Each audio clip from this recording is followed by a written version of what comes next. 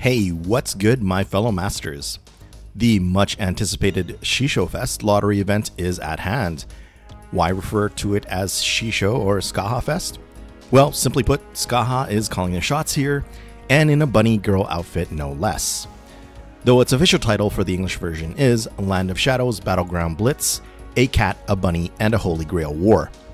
This event will run from August 22nd through to September 4th, 2059 PDT. A duration of nearly 2 weeks to farm those sweet lottery boxes. So please keep that in mind as you decide on a good pace to play through the event. The eligibility to participate is only to have cleared Fuyuki, so newer masters are welcomed and encouraged to join in on the lotto fun. What's a lotto, you may be wondering? Well, more on this in a bit. Scáthach Fest can effectively split into two parts.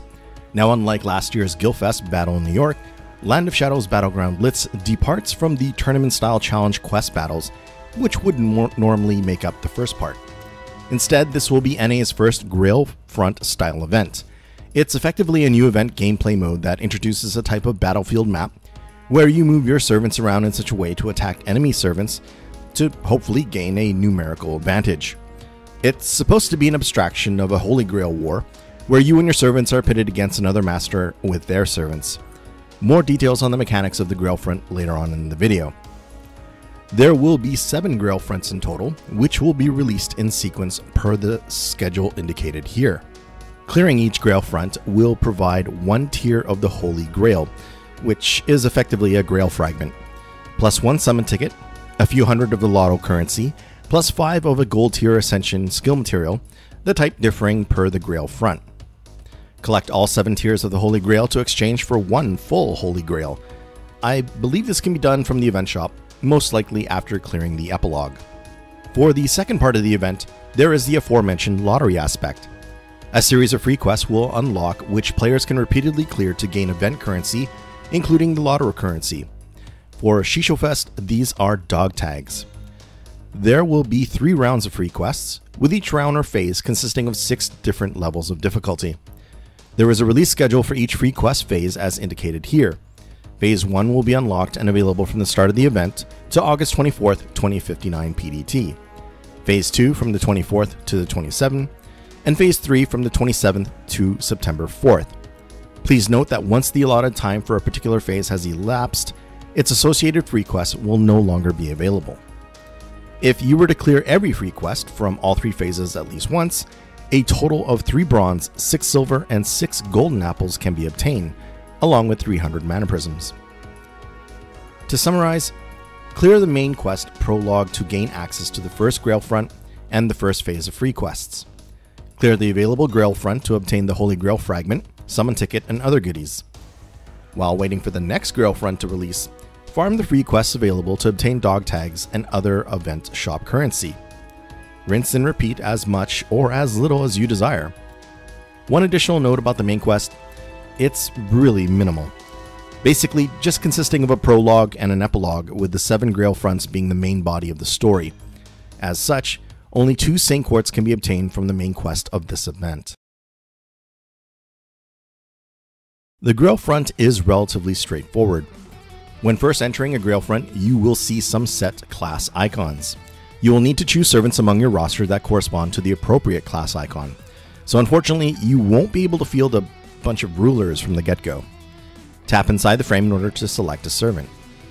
Once you have selected your servant, you may equip them with a CE of your choice by tapping the space where the CE is normally located on the servant portrait.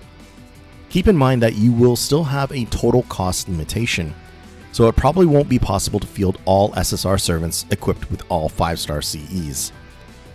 You also don't necessarily need to fill in all of the servants. Choosing 1 servant is the minimum if you're looking for a harder challenge. Once you've done selecting your servants, don't forget to choose an appropriate Mystic code. When you're satisfied with your Grail front team, tap Begin Front to start. The front will begin with your turn, where you can direct your servants forth on the battlefield map. To move, tap the desired servant and they will be highlighted with a spinning ring around the base of their icon.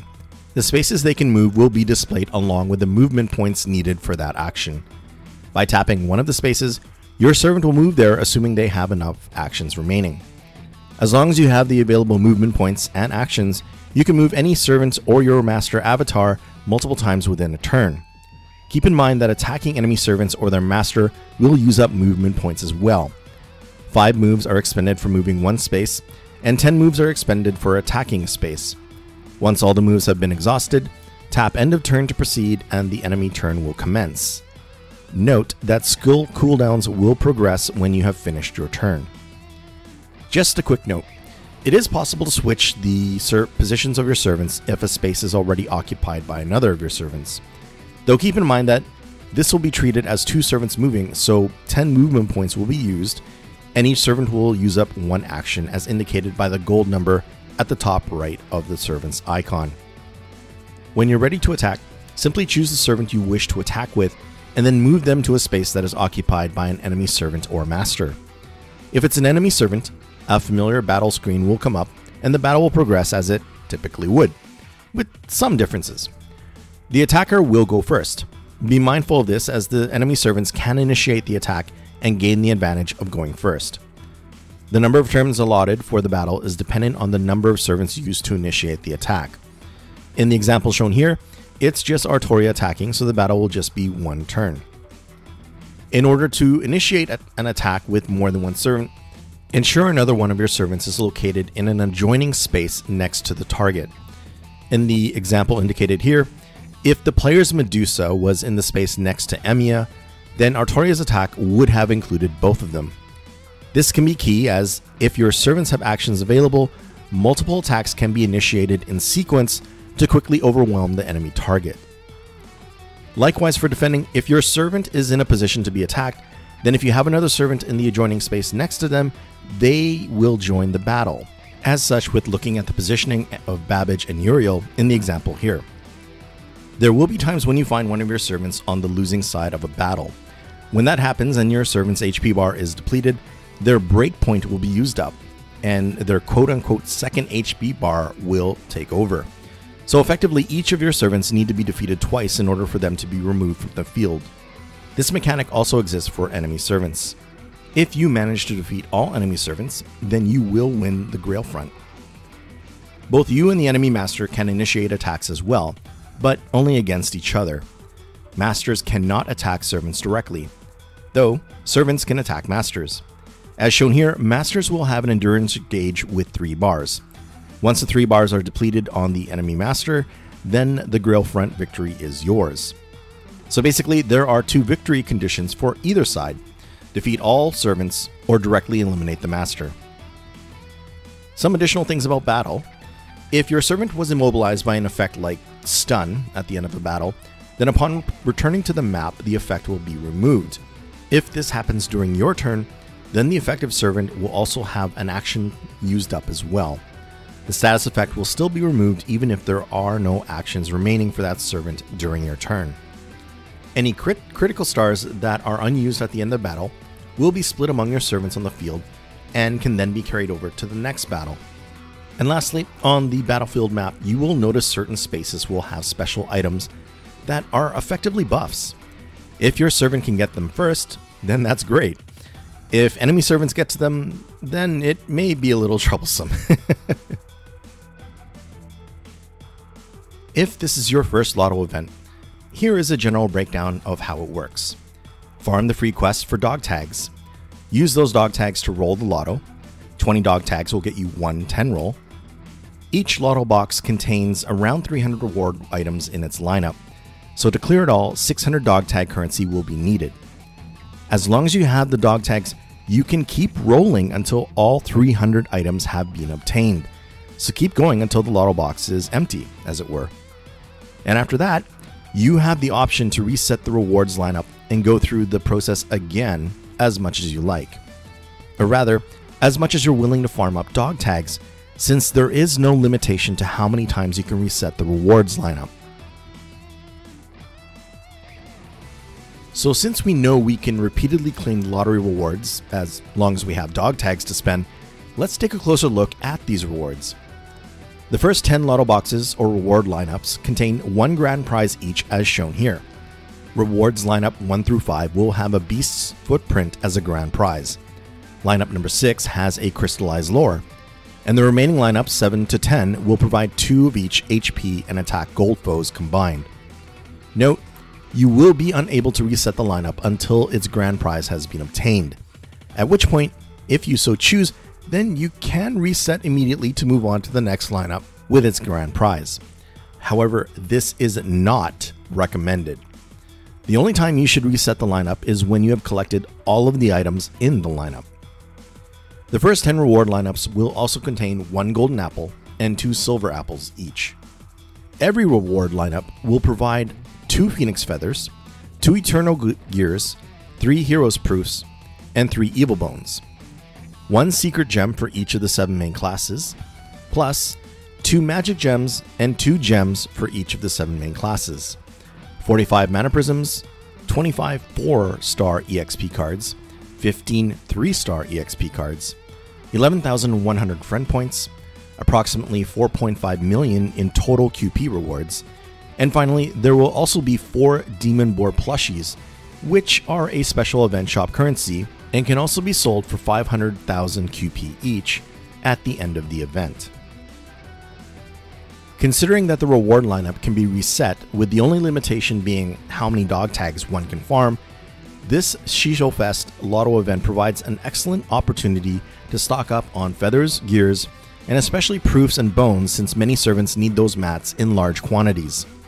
Not to mention the additional benefit of obtaining large amounts of QP, EXP cards, mana prisms, and all of the class gems. So don't be shy with using those apples you may have been saving up if you're short on any and all of these items.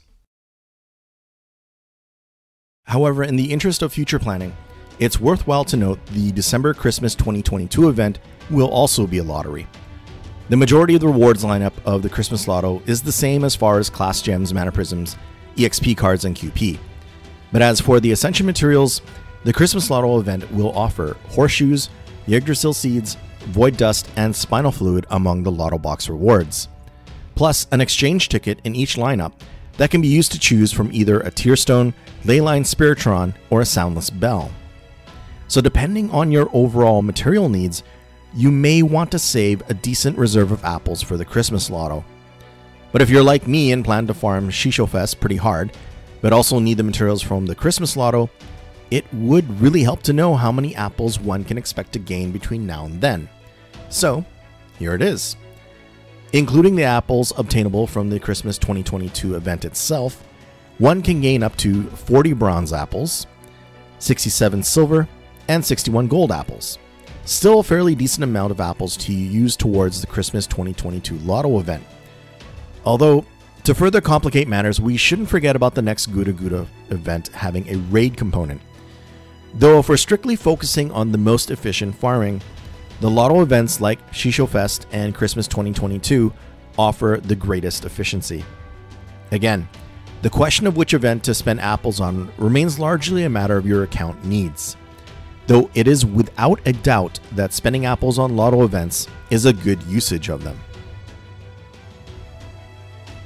As I touched on earlier, to obtain the dog tag currency needed to claim the Lotto box rewards, the free quests will have to be farmed.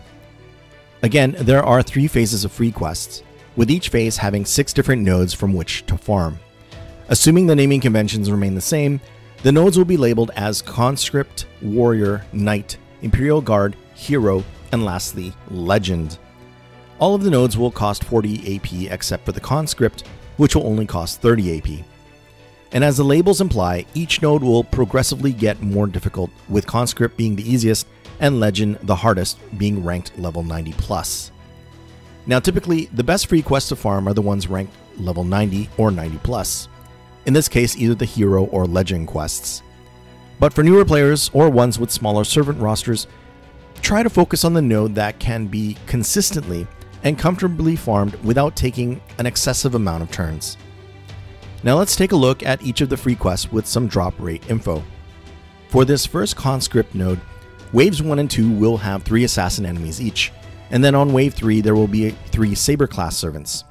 From the JP sample data, the average drops one can expect from here are 24 dog tags per run, 8.2 gold, 10 silver, and 10.5 bronze coins, which are the event shop currency. The Phase 1 Warrior node contains 3 Berserker enemies on waves 1 and 2, and then 2 Rider class servants on wave 3. Expected average drops for dog tags are 35.4 per run, and for shop currency, 6.5 silver and 34.1 bronze coins. This particular node is the best place to farm for bronze coins during Phase 1. Phase 1 Knight will have 3 waves containing Rider class enemies, plus a Berserker servant on wave 3. Expected average drops per run are 35.5 for dog tags, 6 gold and 34.2 silver coins. This will be the best place to farm for silver coins during Phase 1. For the first phase Imperial Guard node, all 3 waves will have archer enemies. The wave 3 enemy servants will have a beefier HP pools, with the largest being 150k. Dog tag average drops around 34.7 here, along with 33.2 gold and 5.4 bronze coins per run. During Phase 1, this is the best place to farm gold coin shop currency. The hero node for Phase 1 contains 3 Lancer enemies wave 1, 2 Lancer and 1 Caster wave 2, and then wave 3 has a 93k HP Valkyrie and a 160k HP Caster Coup. Note that hero nodes will only drop dog tag currency and no shop currency. From JP sample data, dog tags should average around 44.6 drops per run here. And now for the 90 plus legend. As we've come to expect from 90 plus nodes, this will not be a typical 3 enemy per wave format. For this one, there will be 2 riders on wave 1, 1 rider enemy with 100k HP on wave 2, and then a 120k HP Scáthach partnered with a 201,000 HP Lancer Coup for wave 3. Not exactly an enemy format suited for MP refund looping. Dog tag drops should average around 45, and different from the hero node, all 3 shop currencies will also drop here, averaging around 22.7 for each of the coins respectively. Also notable is the favorable gallstone drop rate here, being 157.5 APD compared to 165 APD in the regular best free quest available. Phase 2 Conscript will have a fairly simple all-caster 3-wave enemy format. Dog tag drops average around 24.7, with a 10, 10.4, and 12 split between gold, silver, and bronze coin drops. The warrior node this round will be an all-rider node. Average drops can be expected to be around 35.2 for dog tags, 4.8 for silver coins, and 33.6 for bronze coins. Like in Phase 1, this second round warrior quest is the best for farming bronze coins. This round's knight quest will feature an all-saber enemy format. 39.7 dog tags per run are the expected average, along with 8.7 gold and 35 silver coins per run. During the second phase, this is the best place for farming up silver coins. Phase 2 Imperial Guard will have an all-archer enemy lineup. Notably, Wave 3 contains a 151,000 HP Calamity Jane and 81,000 HP Billy the Kid. Average drop counts one can expect are 40.5 dog tags, 37.9 gold, and 7.5 bronze coins. This node will provide the best Phase 2 drops for gold coins. The hero node for the second phase will have an all-Lancer 3 enemy per wave format. Wave 3 will feature a 64k HP Vlad, 69k HP Li Xuan, and a 160k HP Proto Ku. Only dog tag currencies will drop here with an average of around 49.5 per run without any drop bonuses. For the Phase 2 Legend free quest, it has all assassin enemies. A 104k HP assassin wave 1, 3 low HP assassins in wave 2, and 2 assassin servants in wave 3, Summer Scáthach with 121k HP, and Summer Ushi with 201k HP. Expected average drops for dog tags is similar to the hero node at around 49.2. Plus, all 3 coin currency will drop with an approximate average of 24 each. There are also favorable drop rates here for the potential Skumo mirrors and Secret Gems of Assassin that may drop. And now for the third and final phase of the free quests. The Conscript node here will feature all Berserker enemies. Dog tags can be expected to have an average of around 28.7, with 9 gold, 10.7 silver, and 13 bronze coins drops per run. For this final warrior node, there will be all caster enemies. Average drops for dog tags is expected to be around 41, 6.6 for silver coins, and 35.6 for bronze coins. Phase 3 Knight will feature a mix of saber and assassin enemies. 40.6 dog tags on average can be expected around here, along with 7.7 gold and 36.1 silver coins. The final Imperial Guard node will have all rider enemies, with an 80k HP Achilles and a 146k HP Maeve to contend with in Wave 3. There should be an average of about 41.6 dog tags, 37.8 gold coins, and 6.4 bronze coins. The hero node for Phase 3 will feature 3 low HP Berserker enemies in Wave 1, 2 low HP Berserkers, and an 80k HP Saber in Wave 2, and lastly a 100k HP Fergus and 160k HP Coup Alter for Wave 3. For currency, just dog tags will drop here, with an average of around 51.4 per run, without any drop bonuses. For the final Legend node, it will have one 69k HP Berserker on Wave 1, a 103,000 HP Berserker on Wave 2, and then 2 Lancer Servants, Scáthach at 118k HP, and Connacht at 191k HP. Dog tag average drops are expected to be around 50.1, along with all 3 coin currencies averaging approximately 25 each. The Ascension and skill mats that can potentially drop here are Foreign God Hearts and Berserker Secret Gems, with a generally favorable drop rate for each. Now, as we have seen here, in all 3 phases, the best drops for the dog tag Lotto currency is either the hero node or the legend node. The data collected from when the JP version of this event ran indicates that either of those nodes will yield about the same amount of dog tags. The major difference between the two is the legend node will also drop all 3 event shop currencies. Plus, the chances of additional Ascension material potentially dropping is greater with the legend nodes as well.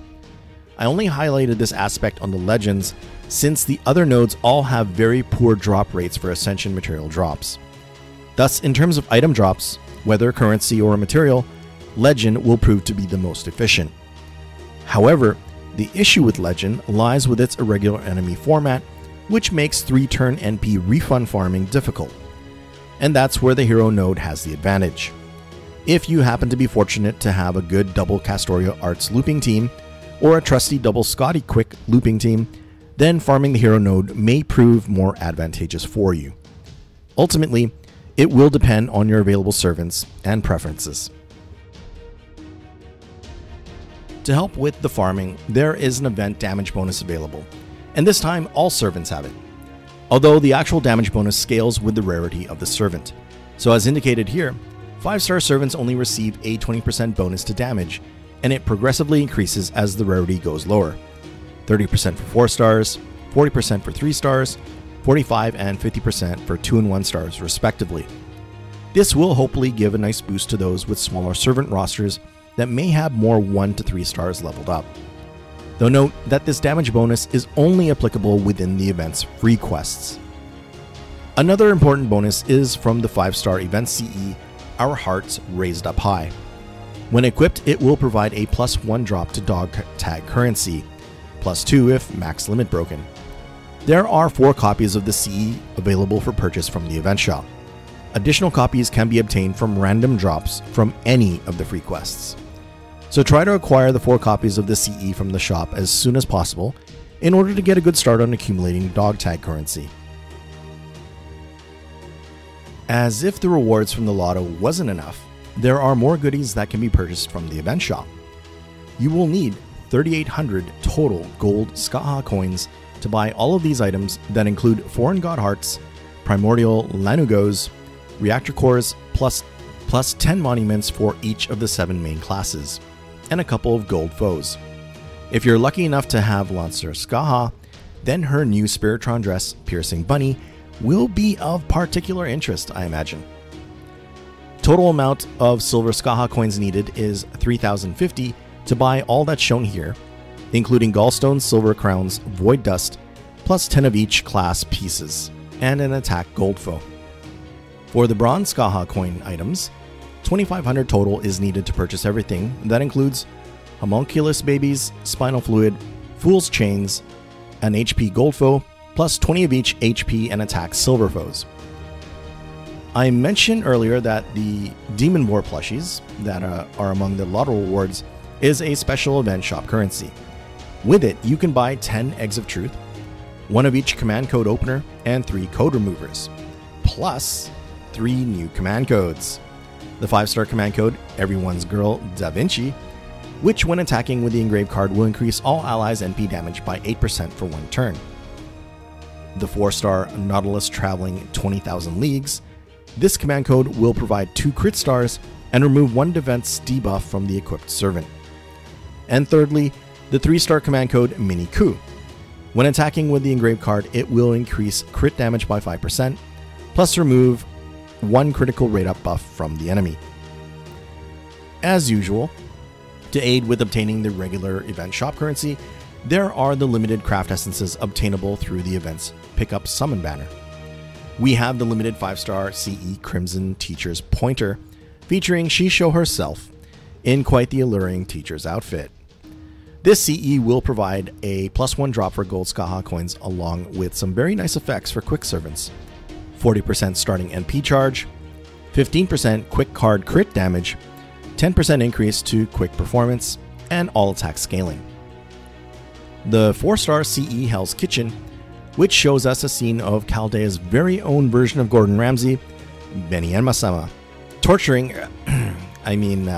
instructing Kiyohime, Osaka Behime, and Tamomo in the art of cooking.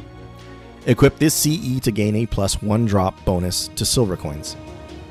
And lastly, there is a 3-star CE class Under the Blue Sky, with a fairly wholesome image of Chiron and Avicebraun leading Jack, Nursery, and Bunyan on what looks to be a hike. This CE will provide a +1 drop bonus to bronze coins. On the topic of the Pickup Summon banner, let's take a look at who's on rate up. First up is the star of the event, Shisho. A limited 5-star Scáthach is a very powerful single target lancer with a quick based MP. And with this event, she is getting a strengthening quest, which will buff her second skill to include a 10 to 20% buff success increase and a 20% NP charge to go along with the original targetable quick performance increase. This new upgrade allows Scáthach to provide more utility if outside of her niche, but within her niche, it makes her even more potent than before. And she definitely shouldn't be overlooked, as she brings incredible anti-divine and anti-undead use to the table. Her MP also has a stun effect that can prove very useful in challenging battles. And even at MP 1, Scáthach will still outdamage an NP5 Welfare Lancer Yume Ren outside of special trait effects. So if you're looking for a good SSR ST Lancer, or a unit with powerful anti-divine traits, something that's widely applicable, Shisho is definitely worth considering. The other servants on his banner happen to all be 4 stars, and are all permanent. A quick single target saber. He was one of my first ST sabers, and I think he's a solid one. He can both increase his own quick performance and attack, albeit just for 1 turn. He generates stars and absorbs them, and has a defense buff for himself that includes an NP generation increase that lasts for 3 turns. Plus his MP is 10 hits, which can remove an enemy's defensive buffs, although it's after the fact. But Diarmuid is permanent, so unless you really like him, I wouldn't roll this banner specifically for him. Especially since the Christmas 2022 event will provide a welfare single target quick saber in Santa Carna. Where there's Diarmuid, you're sure to find the 4-star Lancer Fionn close by. Fionn is an AoE Arts Lancer, and a pretty good one at that. Once his MP Interlude and 2 rank up quests are completed, he is very capable of MP looping with double Castoria. So among the SRs on this banner, I would say Fionn is probably the one most worth considering, especially if you're looking for an AoE Arts Lancer that can loop and was unable to summon Summer Melt. But keep in mind that the upcoming SSR Lancer Ritra is also capable of AoE Arts looping. So if you were going to roll on the Christmas 2022 banner that she's on anyway, then skipping on Fionn would be fine. He can spook on nearly any given banner regardless. And finally, we have Tamamo Cat. a 4-star AoE Berserker with a quick NP. What can I say about Tamakat? I admit I have a soft spot for her. I like her character, and when I use her, I always find myself amazed at how deceptively durable she can be despite being a squishy Berserker. However, she's not really a capable quick MP looper, and her MP has an annoying 2-turn self-stun demerit. The stun can be mitigated with the use of Tamakat's 3rd skill, which has a 1-turn debuff immunity. But after that, it can get messy. All in all, I wouldn't recommend rolling for this banner specifically for her, unless she's waifu. Sorry Tamakat, I'll make it up with some head pats for you later. Well, that about covers what I wanted to go over for the Land of Shadows Battleground Blitz. Personally, I have been looking forward to the Grail front aspect of this event, as it's something new. Although I'm aware not everyone feels the same way. Hopefully those that don't care for the Grail front can have the Lotto aspect more than make up for it. And speaking about the Lotto, I'll probably post some example teams for the Hero and Legend nodes as the event progresses. Please let me know in the comments how many Lotto boxes you're targeting this time around. For me, I'll be going for my standard 300. Gotta keep all my servants fed with embers and mats. I'll also be rolling for Scáthach as she avoided me last time. So please look forward to those rolls and let's hope she's kinder. If you enjoyed this video and or found any of the info helpful, please hit that like button. Thank you for watching, and until the next one, happy farming everyone.